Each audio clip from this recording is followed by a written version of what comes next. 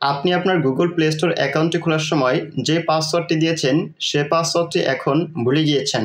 এখন আপনি কি করবেন? এখন আপনাকে যেটা করতে হবে সেটা হচ্ছে আপনার এই গুগল প্লে স্টোর অ্যাকাউন্টের ভুলে যাওয়া পাসওয়ার্ডটি আপনার ফোন থেকেই বের করবেন। কিভাবে বের করবেন চলুন দেখে আসি। এই জন্য আপনার ফোন থেকে গুগল প্লে স্টোরটি ওপেন করবেন। এখান থেকে গুগল প্লে স্টোর অ্যাকাউন্ট আইকনটিতে ক্লিক করবেন। এখন ম্যানেজ ইউর গুগল অ্যাকাউন্ট এটিতে ক্লিক করবেন। দেন পাসওয়ার্ড ম্যানেজার এটিতে ক্লিক করবেন। এখান থেকে google.com-এ ক্লিক করবেন। এখন আপনি আপনার ফোনে যে লকটি দিয়ে রেখেছেন সেই লকটি দিয়ে দিবেন। ফোনের লকটি দেওয়া হয়ে গেলে এরকম একটি ইন্টারফেস দেখাবে।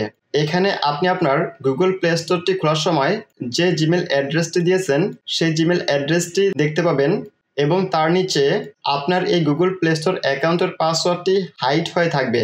এখান থেকে আপনার গুগল প্লে স্টোর অ্যাকাউন্টের পাসওয়ার্ডটি দেখার জন্য এই আইকনটিতে ক্লিক করলে আপনি আপনার এই গুগল প্লে স্টোর অ্যাকাউন্টের পাসওয়ার্ডটি দেখতে পাবেন। ভিডিওটি ভালো লেগে থাকলে ভিডিওতে একটি লাইক দিবেন, কমেন্ট করে জানাবেন।